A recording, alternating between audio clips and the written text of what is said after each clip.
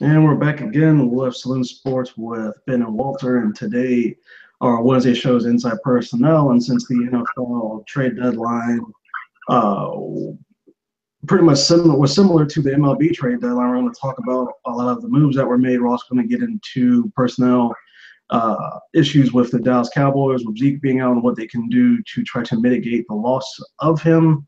And we're also going to talk about the scouting that we will be doing in the near future as well, as far as college and scouting the actual NFL games as well. And so we can get started. Yeah, I was a little bit surprised myself with how many moves were made at the trade deadline with big names. And yeah, as I just mentioned, it reminded me of MLB trade deadline with big names being moved for salary cap dumps and all that kind of issues. But it was a little surprising. What were some of the moves that surprised you? What caught me off guard was Jay Ajayi going to the Eagles. The big name running back who had a huge season last year going to one of our big rivals, a team that's already first in the division and possibly the best in the NFC, and they just got better much for the type of the caliber of player that Ajayi is. Yeah, Johnny's an interesting case. Evidently, he was having some kind of issues with Gates, the head coach, and the Dolphins. And after coming off a 40-0, the entire Dolphins team not showing up, I'm guessing there was some kind of blow up or something. I'm not the way the Philadelphia uses their running backs. I don't know. I mean, yeah, he's a decent enough player, pretty good player. I liked him coming out, but the way they use running backs and the way they want to throw the ball, I'm not sure what how they're going to utilize him. So that, I mean, that was a little interesting move. I mean, they didn't give up a lot. It's a fourth rounder. You're not going to get that kind of value with a fourth rounder. You actually, with a running back, you might get that kind of value. Who knows? He's a good player.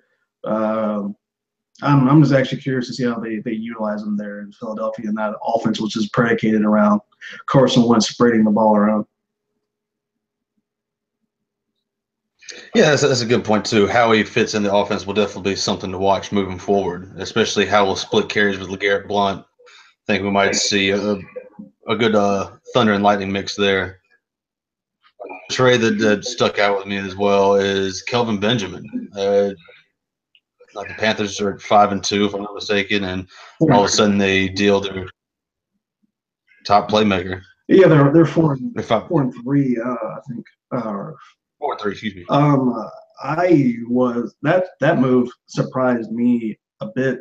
The Bills should be ecstatic. They did give up some quality. I mean, they gave up one quality pick in the seventh round, third rounder, and seventh rounder there. So Tyrod Taylor gets someone else to throw the ball to, which might help open up things for Zay Jones and the other wide receivers there. So that helps the Bills a lot. With 5-2, they get better on offense, which is where they were struggling a bit. So they actually have the tools now to make a run with the Patriots, which is not something I expected them to be able to do at the beginning of the season. So they definitely won on this one. For the Panthers go, I have no idea why they made that move with their one game behind New Orleans in the NFC South. So that move to me was, why do that at this point in time? Yeah, I certainly didn't understand the play from a Panthers standpoint, but definitely from a Bills standpoint, it just adds another dimension to an offense. As we saw the last game, it can be pretty dynamic when you add a deep threat like Kelvin Benjamin to a young quarterback, Tyrod Taylor, especially experience-wise, maybe not age-wise, but it just a lot more. And the biggest trade was the Garoppolo move for a second rounder to the 49ers, which the 49ers, almost every talking head had penciled in Kirk Cousins to be the long-term quarterback for the 49ers. Evidently, they had some other other ideas. And ended up Brian Hoyer just signed a 3-year deal with the Patriots to back up Tom Brady until he's 78.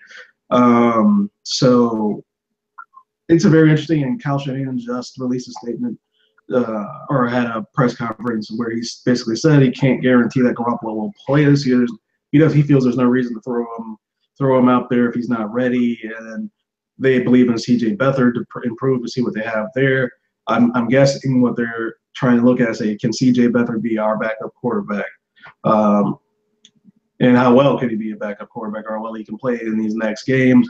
But who's to say that if Garoppolo shows well in practice and learns the offense, he could start in a couple of weeks. But it doesn't seem like there's any rush from management, ownership, or the coaching staff at all to hurry up anything. They know where they're at, and they're not just going to try to pretty much they're just not going to try to appease fans that want to see someone out there immediately. They're going to stick to their plan, which is commendable. Yeah, it seems like John Lynch is really rebuilding that team in the right way. They have no need to throw Garoppolo out there. They're not going to. So, I think for a future standpoint, but I really like this trade from a Patriots standpoint. We're not going to afford Garoppolo to re-sign at the end of the year, and his trade value is never going to be high with a person who has 1 year left on his contract. Yeah, that made a lot of sense from their aspect, especially when they got a second rounder, which is a second rounder from a 49ers team, is essentially going to be a late first round pick. Yeah, I thought that was a little interesting because Patriots don't really pay a premium for anyone. Brady takes quote unquote pay cuts, and Garoppolo, they tried to work out a deal with him, and he was not hearing it on a less than market value that he thinks he could get. After the Brock Osweiler move, which he's actually starting this week for Denver, mentioned Trevor Siemian after that game last week.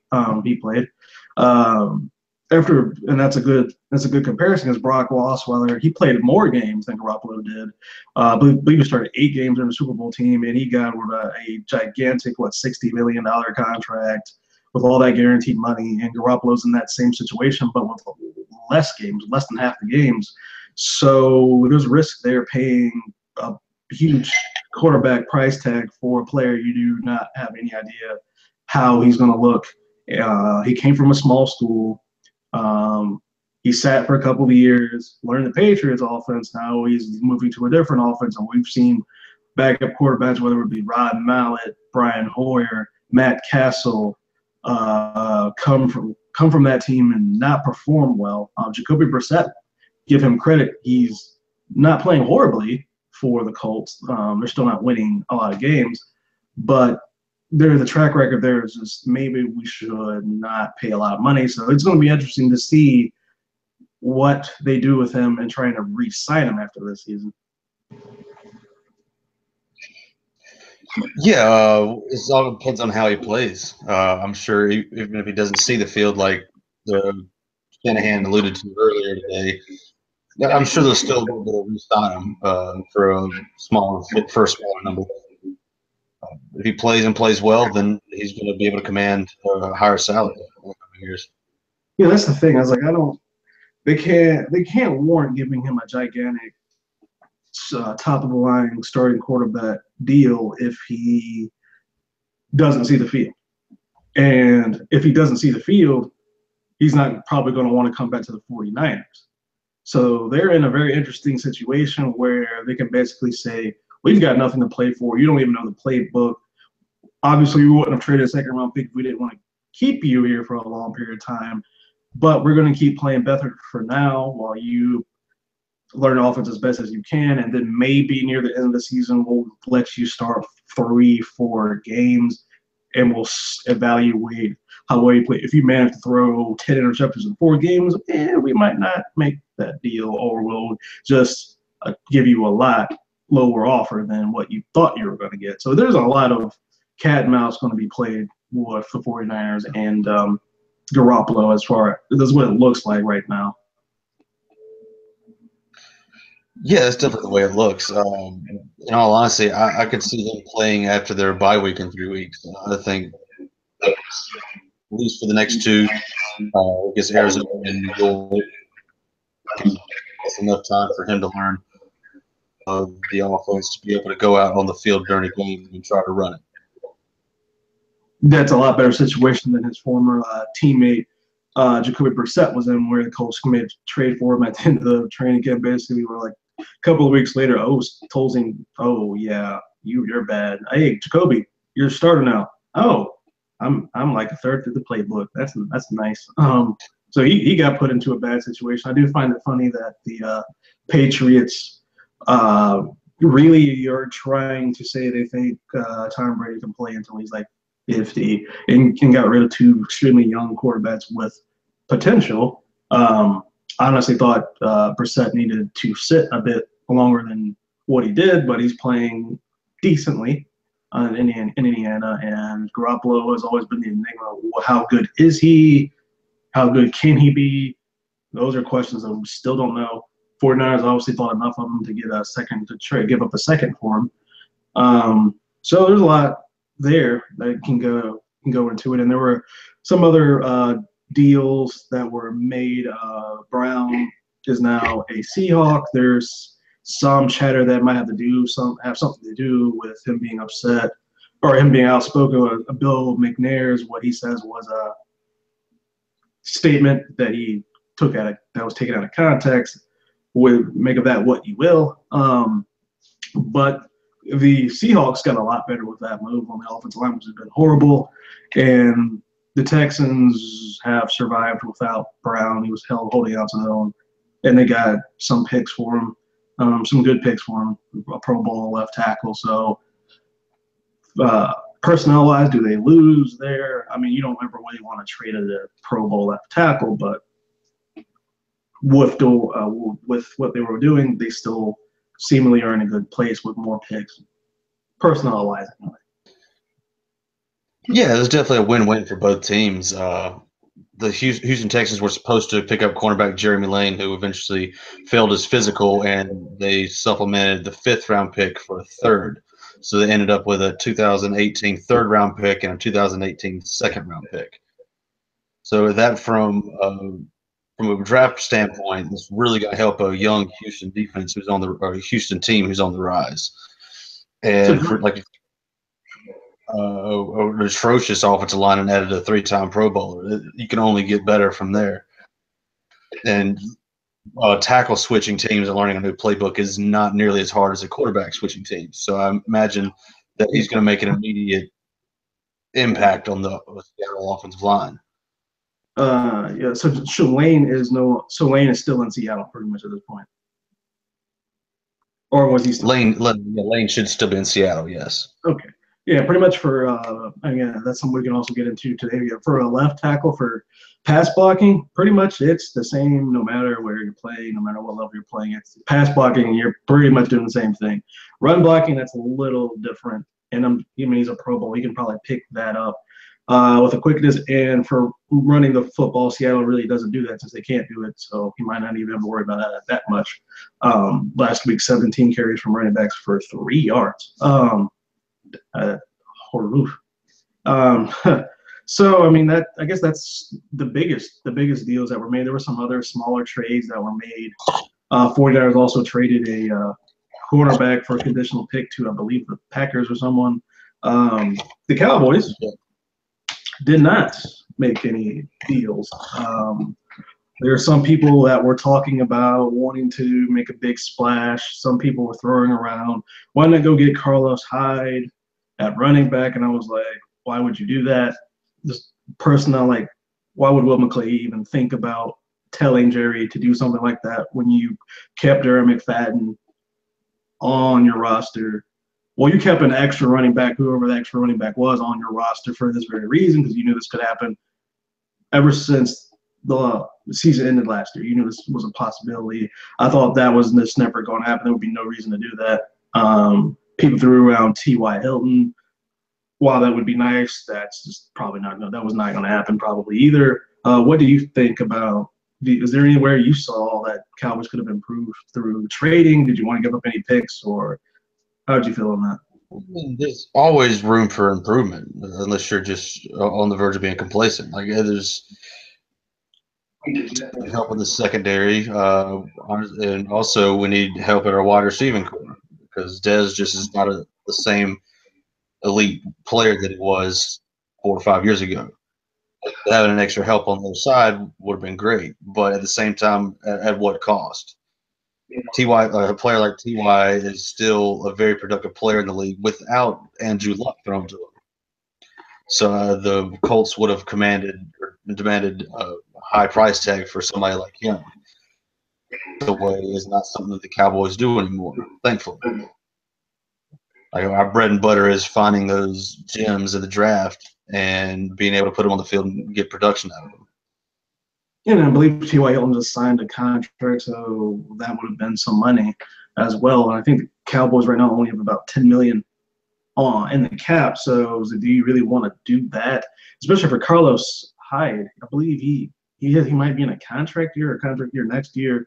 That's just a temporary solution for 6 games, and you have running. I mean, I could not see them making a move at running back. And as you mentioned, there's a lot of supplemental picks coming up this year for the plethora of veterans they lost to free agency, and I kind of like picks. It might be because I have to lean into the draft and breaking down draft prospects. I really like picks. I mean, you can find a Richard Sherman in the 5th round.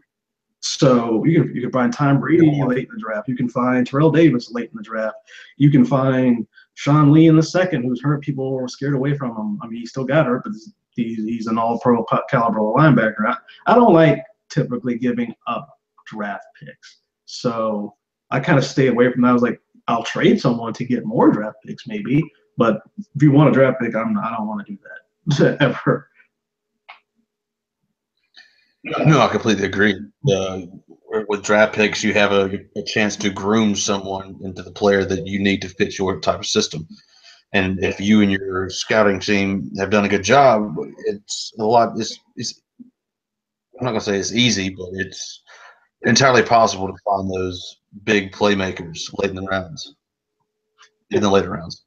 And I guess with Zeke being suspended, that also. I guess that also brings into question what personnel-wise, the Cowboys can make this work. There's still a bunch of theories going out there, how they're going to utilize the running backs. How is Switzer going to see more play? Do they have a chance at all to run the ball? Which people freaking out that much. I'm kind of like, no, they can run the ball. That offensive line is still ridiculous, and Jonathan Cooper is playing like Jonathan Cooper you expected from the 7th overall pick. So. Yeah, they're going to be able to run the ball. I have no doubt in my mind. I still think no matter who's running the ball and with Dak Prescott, you're still going to get 100 yards a game on average over these 6 games. That's still doable. So there's going to be a lot of different ways they can try to go about that and try to attack a defense still. How do you think they should go about doing that? Well, I think from the get-go, you're going to have to essentially play the hot hand. I think that's going to be Darren McFadden, but I've been wrong before, so it very well could be Alfred Morris who starts off hot and just starts. But at the same time, we could also see a nice reminiscence of Smash, Dash, and Cash, or Smash. When Marion Barbarian and Felix Jones were in the backfield, you had a guy that isn't the bruiser that Marion was. You still have that nice change of pace, 1-2 combo that can be beneficial. You keep the defense guessing and not being able to zone in on one speed. Yeah, and with Rod Smith, I assume we're pleased with him. He's going to probably get some carries. I assume. I believe he's probably going to get a short down back just because he's got the size and the coaches seem to like him. So I think there's still people who are run the ball. I think a lot's going to be predicated on if Cole Beasley can get back healthy this week. I mean, I'm not saying all head injuries are definitely not alike at all upper body injuries definitely not alike at all, but I just saw that Joe Flacco cleared his concussion protocols on a play this week after the shot he took. So you hope Cole Beasley. Well, yeah, but at the same time, you can't equate concussions because every person is different. Clears the protocol doesn't necessarily mean that Beasley is going to be able to do the same. You don't want to rush him back onto the field too soon. You're right. And the offense will survive without him. Yeah, right. Just saying that I think right now you need that because he's pretty much his throws to him can be pretty much associated to supplementing a running game with the type of routes that he's good at and can be. Well, yeah, the type of like you said, his presence on the field is invaluable to the Cowboys offense. I mean, so far this year he hasn't got a lot of receptions, but I guess we haven't really needed him to be that type of player because Zeke's been able to jumpstart the offense without having that. Without Zeke, we're going to need somebody like him if he's not able to come back on the field this week. We need production in our short passing game. More options, deeper downfield. I think that either means a lot more written targets or Ryan Switzer's going to see a big role in the offense or upcoming 6 weeks. I'm sorry? I think it might result in Jason Witten having a lot more targets and Ryan Switzer having a bigger role in the offense. Yeah, Ryan Switzer's role has been evolving over the past few weeks, so I do expect him to get more looks, especially if Beasley's unable to play. And a calming presence like Jason Witten as a safety blanket is always nice to have in your back pocket. He hasn't really shown any signs of aging. It's just depending on the matchup that we're facing this particular week. Yeah, I think it's going to be interesting to see this game looks against the Chiefs and how they decide to deploy the offense and who is getting the runs. But I honestly think they can be fine. The biggest question mark this week is the defense against that Chiefs offense, which is just a track team. And that's the biggest question mark. So I think as far as the offense goes, they can make it work. Teams make it work.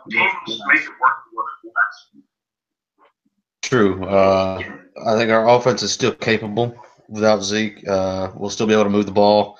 As long as we don't shoot ourselves in the foot with stupid penalties or turnovers, we should at least put ourselves in a position to score a few points. Concerned about containing the offense of Kansas City. Like, there's just so many weapons that are so fast. It's just tough to keep an eye on every one on the field. One was bound to be open somewhere. I just hope that our pass rush can get to Alex Smith before he finds the open guy.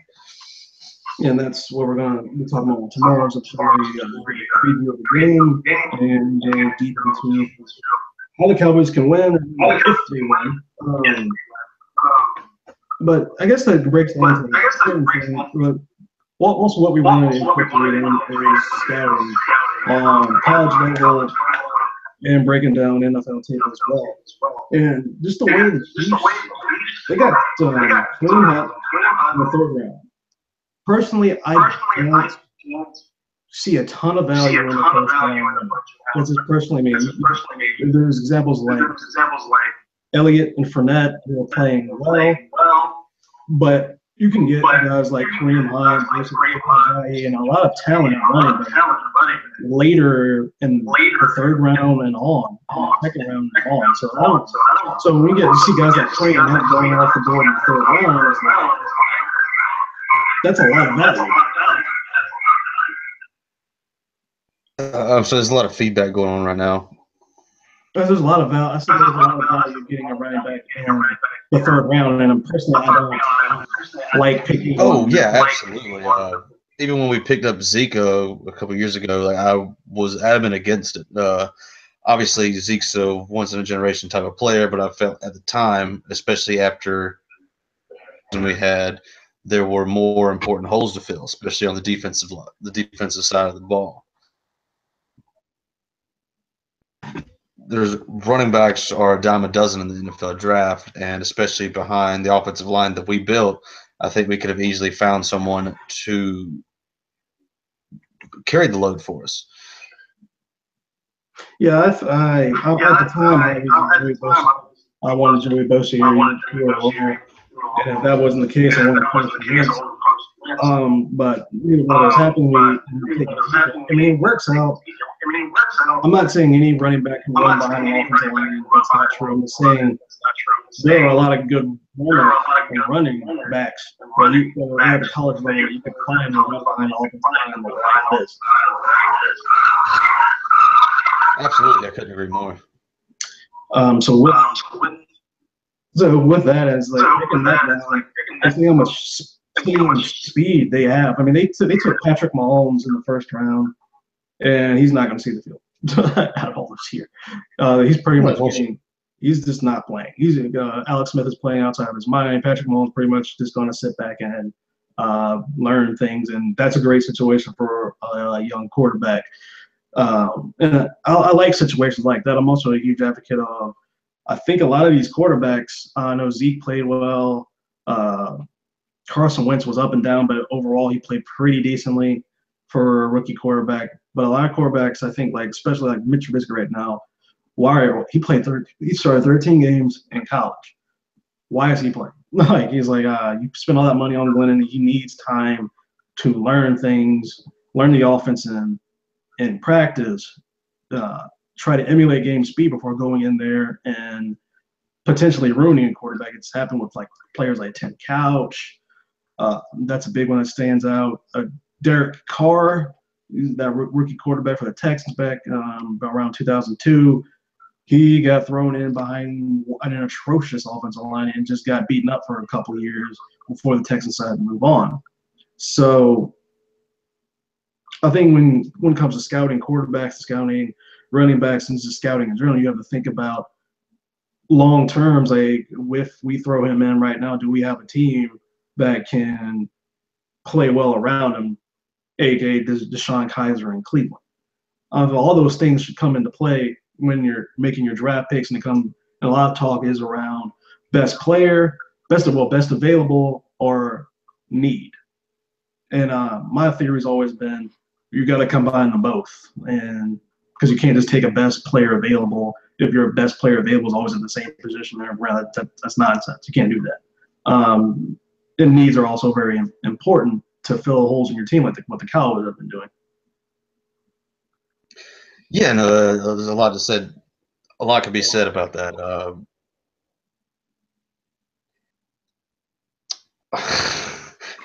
But you got to draft with what you need.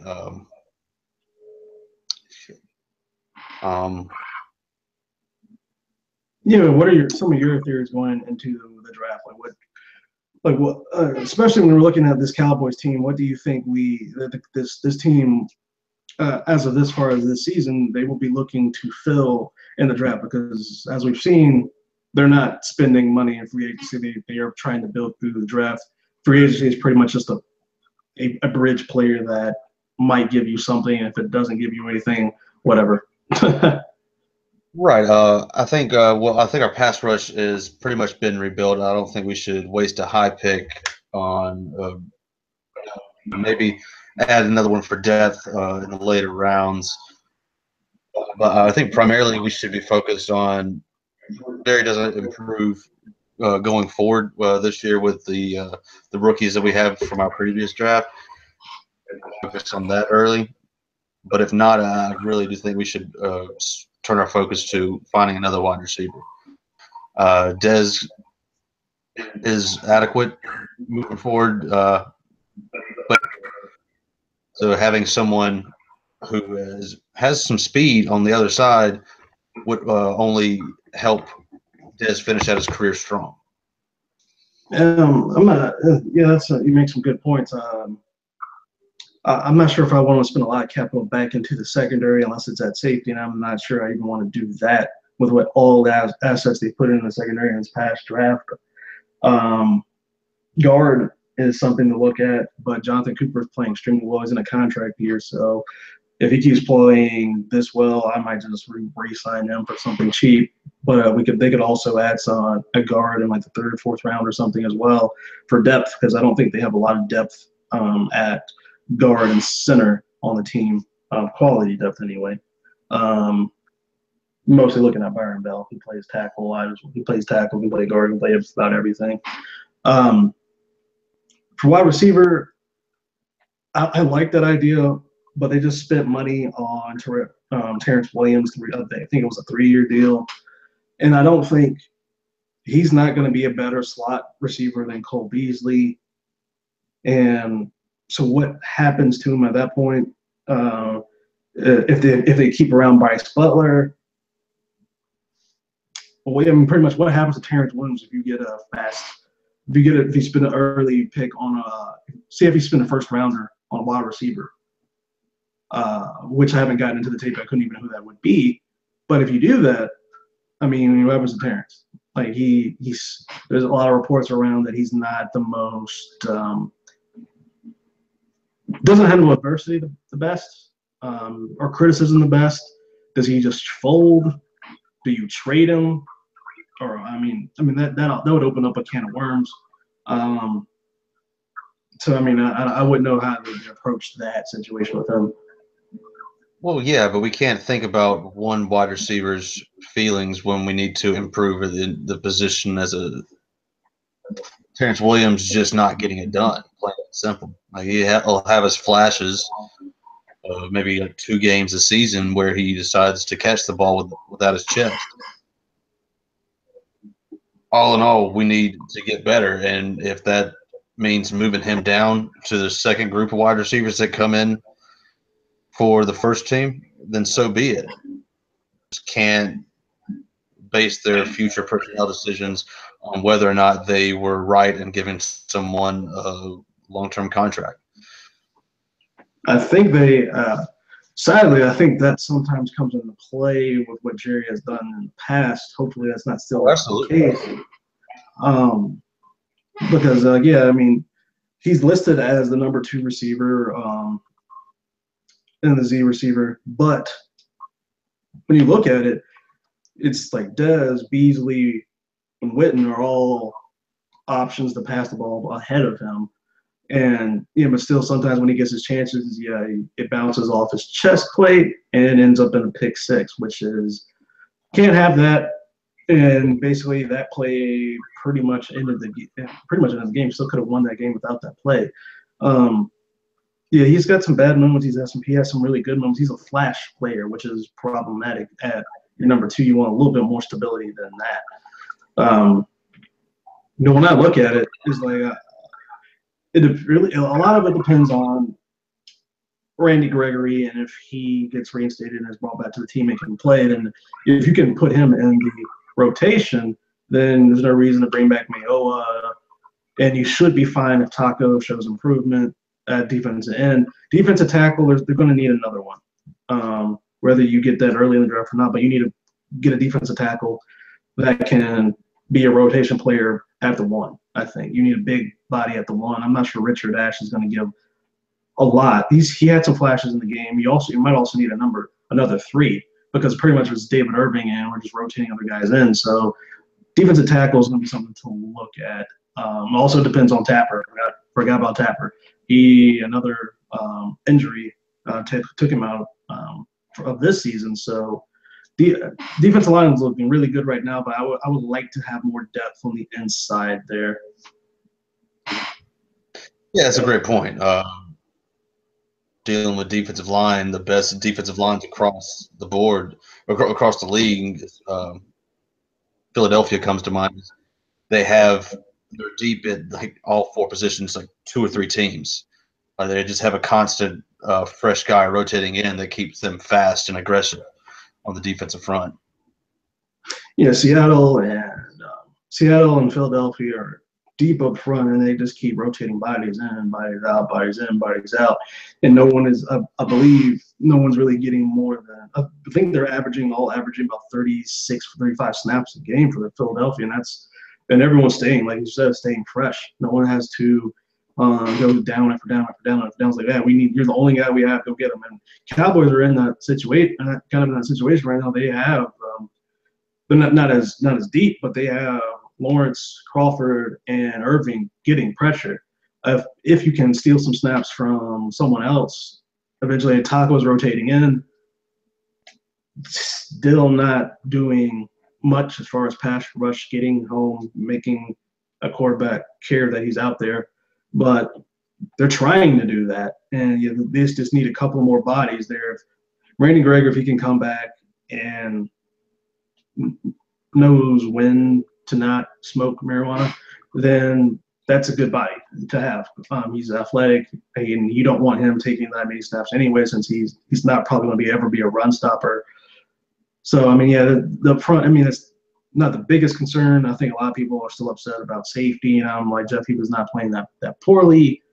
Right now, Byron Jones is still having some problems.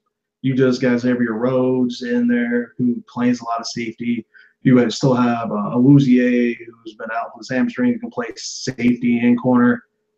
The numbers are there. It's like, unless there's a safety coming out who's a Ed Reed, Ronnie Lott, something like that, yeah, you're taking the first. I'm not too. I don't think it would be the best idea to do that. No, I mean, safety. We have guys that can play, but obviously, if you're going to take one that high, it has to be an upgrade there. And like you said, I haven't looked at the tape either, so I don't know if there is a guy that could help us immediately in the first round as safety. But going back to the offensive line, it would not hurt to find a right tackle while we're there. I'm just not a fan of La'el Collins, but I guess time will tell. I'd be really happy to be proven wrong. Yeah, he did not look that great this past game, and it's not going to get any easier for him this week with Justin Houston probably going to line up on his side all game. So, I mean, he's still really young playing at right tackle in the NFL. I think they're going to give him at least another year to show what he's going to do. Yeah, maybe. I mean, if we're going to keep him around, I think he's better fit on the inside as opposed to right tackle. But that's just me. I actually didn't like him at all anymore. I thought he was getting knocked back forward, especially in the run. I think he's a better tackle. I just hope a lot of Cowboys fans are now realizing how valuable Doug Free is.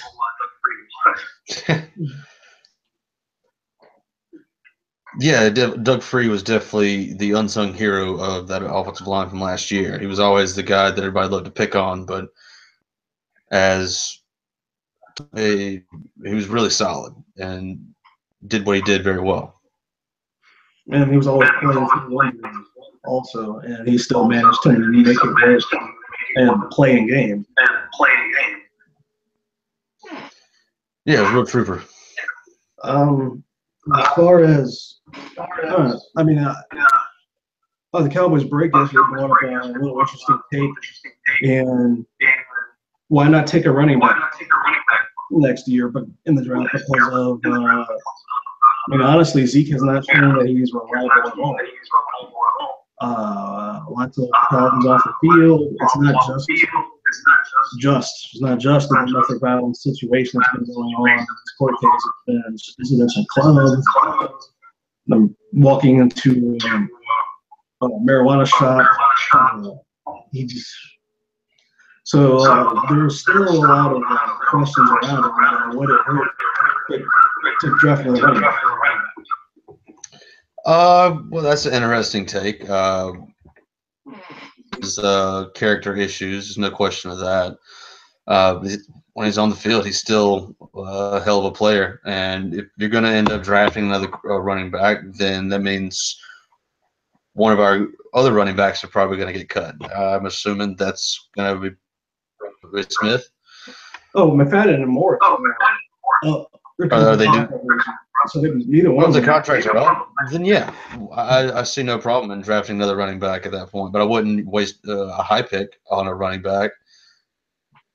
Go the route that we were just talking about. Try to find a running back in the 4th or 5th round that can come in and split carries, just to keep Zeke fresh moving forward. Because I mean, we can't have Zeke rushing the ball for 16 games in a normal year over the course of however long he's in Dallas, because then we're just running the tread off the tire, so to speak.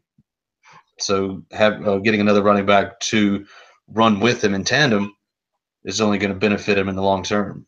And yeah, I think a lot of people also kind of forget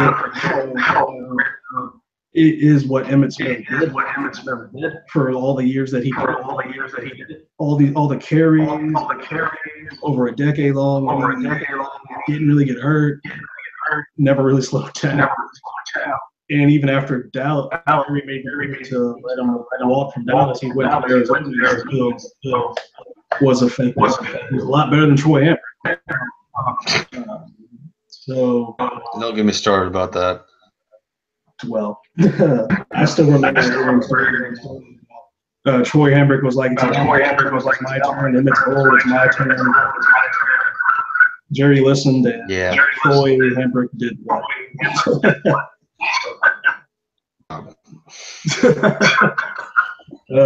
So yeah, I mean a lot of teams were pretty much like 4 years and let's get a new running back. Even Matt Forte last time he was in Chicago was still a little bit of an aberration. So there's who knows how much more are they going to spend money on after his contract? Yeah, that remains to be seen if he keeps these type of numbers up while he's on the field and cuts back on his off the field issues. Then he's going to command a top running back contract. Where we are in cap space, we may not be willing to pay. That's one thing the Cowboys have changed their MO on, is to keep players around.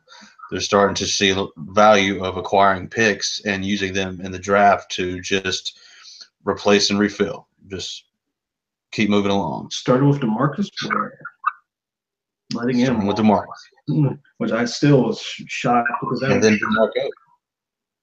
What happened? I said, and then DeMarco.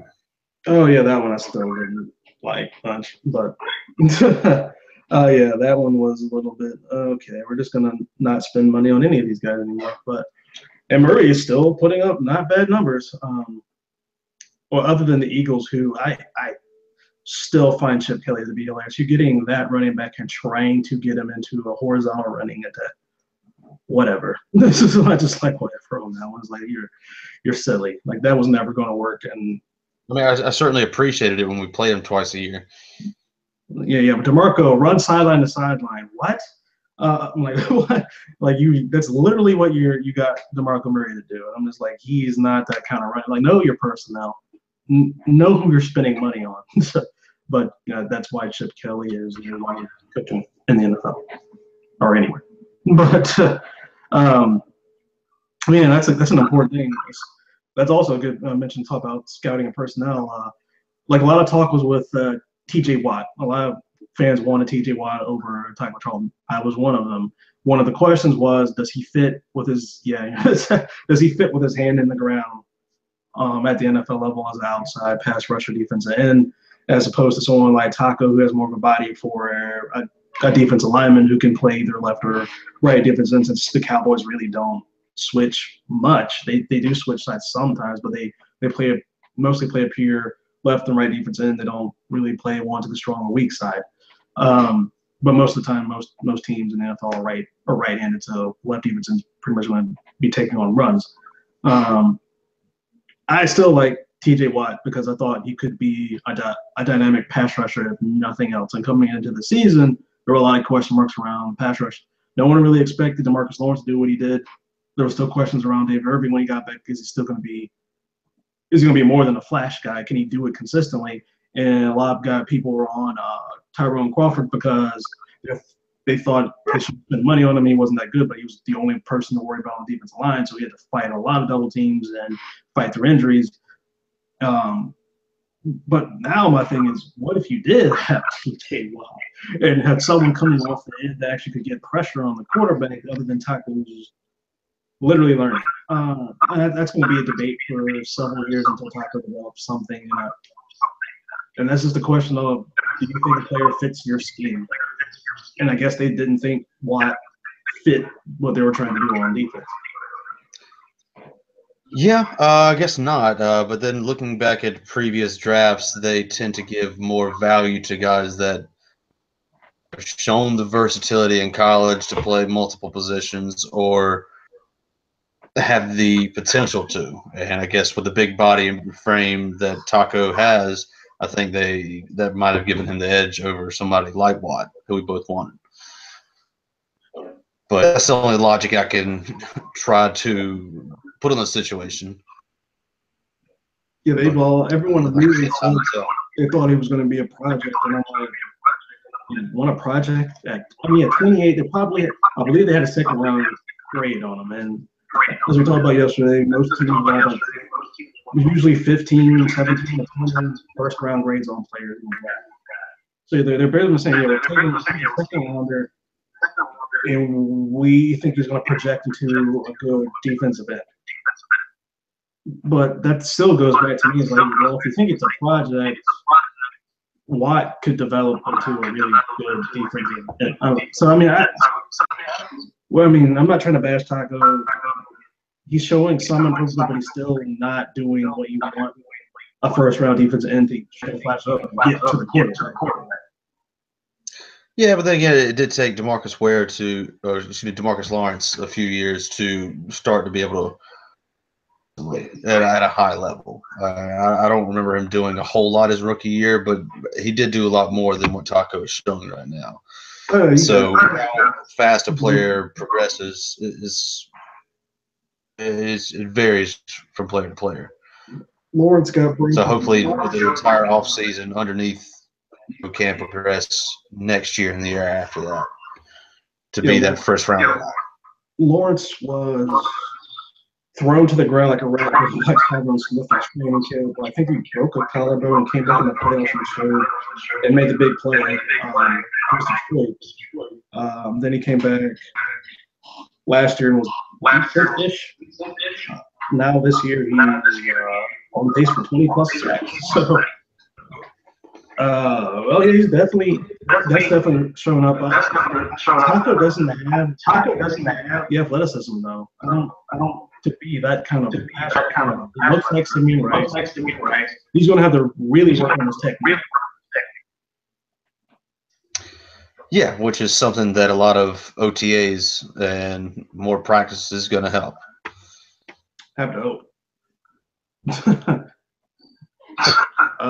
Yeah, going forward, I think it's important to discuss like we're going to try to do.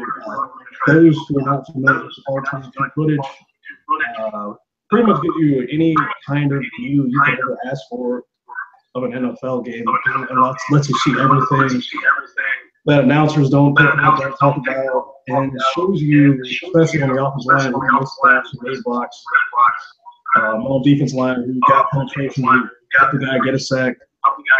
So we're gonna look into that and try to break that kind of stuff down and see what we can give to you and say who's doing this well, who's doing that well, who's missed the block, who did that. That's kind of the fun aspect of it.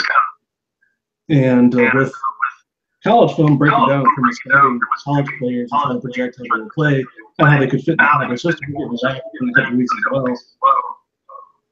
well, which is to me is one of the most fun parts to look at because I still remember saying this guy could be a really elite quarterback in the NFL in a couple of years. Kind of right, but he wasn't in Philadelphia anymore. Yeah, no, I do certainly remember having that conversation with you a couple of years ago, and I'm really excited about diving forward into this type of scouting.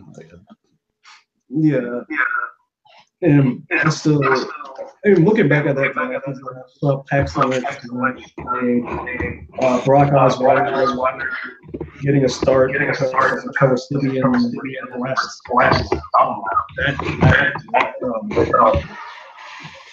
That was a mistake. Denver has a reputation of bad first-round draft quarterbacks, with the last two anyway. Mr. Tim Tebow and Mr. Jackson Lynch.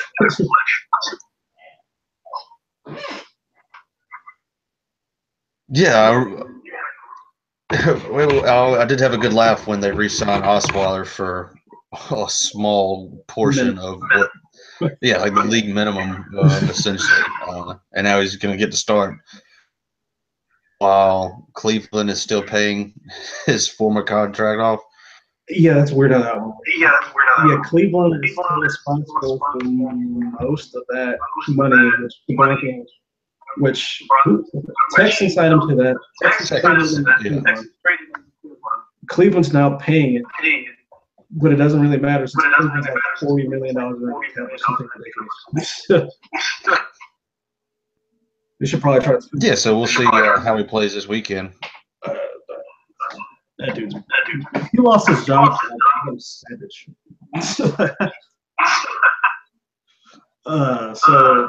And Adam Savage through one game was like, "Oh yeah, I should have started that game." Yeah, probably. Can you make mistakes? And you can't follow because. And this for the record, when I actually had Tebow as a 6th rounder, and the Broncos took him in the 1st round, and I thought 6th rounder because of evidently his leadership abilities, and if he could have ever corrected his throwing form, perhaps he could have been a decent backup, maybe more, but he never fixed his throwing motion at all, and teams were just like, well, he put out videos that showed he did, but once he got into game time and crunch time mainly, he just reverted back to his old ways of dropping his shoulder. Yeah, and so I was like, yeah, when Broncos took him in the 1st round, I was like, really? You did what now? Okay, you're going to regret that. But yeah, you can't make mistakes on quarterbacks in the 1st round and just throw them in there. And I just think I just keep looking back at the Bears because I'm like, you've got Glennon. You signed Glennon to a big deal because fans were screaming for Trubisky. Not as we talked about yesterday. Not all fans. Fans are irrational, and they don't study tape.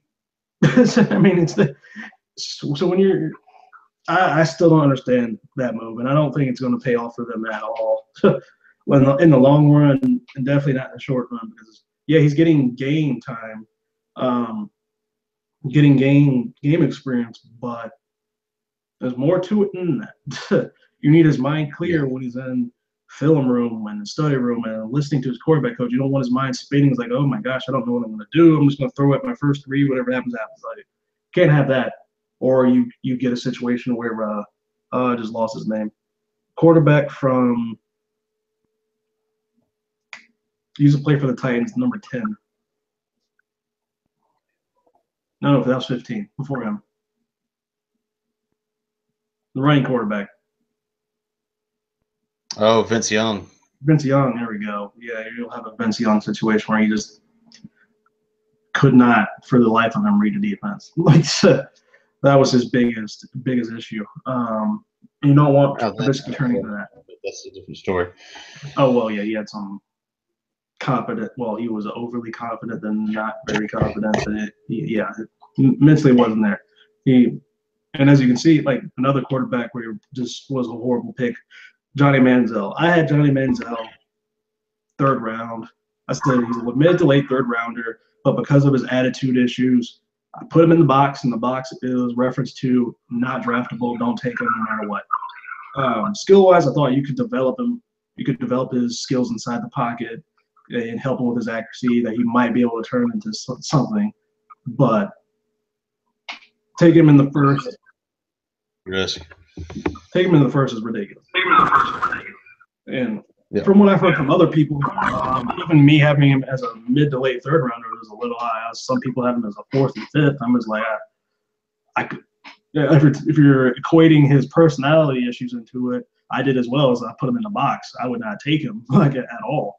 But I'm saying if you go on talent wise, what he could project into, yeah, third, mid third, late third, why not? I mean, Cody Kessler went in the third for the Browns, which is still remarkable. But but it's the Browns. I'm pretty sure we could develop a team to run the Browns and have equal, if not better, success than they have had over the past decade. Yeah, it seems like it shouldn't be too difficult. Just do the exact opposite of anything they're currently trying to do, and put together. Like it's I don't understand like how a franchise can be that way for as long as they have been, or why any coach would take like Hugh. I just keep looking at Hugh. Was like, why'd you take the job? Why? I was like, what did you think was going to happen? I honestly thought they shouldn't have got rid of RG3. He still has skills, but evidently people think he's a prima donna. I've heard those rumors being thrown around that he's a prima donna, he's cocky, whatever. Phillip Rivers is cocky. Tom Brady is really cocky when he starts running his mouth. You can live with that. I think you should be able to live with that. They have the talent to back up their attitude. Yeah, that's definitely true. And getting close to wrap this one up. And tomorrow we're going to get into the game preview and make our picks for this week or the upcoming week. And then also, social media should be up next week on Facebook and Twitter. We'll have those linked at the end of our videos, and we'll start getting things out there on social media and drawing attention in. And so, we're definitely looking forward to this. It's definitely been fun so far. Want to definitely help us grow the platform. And, eventually, if everything starts going well, we'll put in some production value, spend more time doing it. If that's predicated on kind of what the income coming in, because we're eventually going to try to get a Patreon up as well and keep doing shows. It's definitely fun. Yeah, I'm having a blast. Man, we'll wrap up this episode number 4 of Saloon Sports with Ben and Walter, and we will be back tomorrow.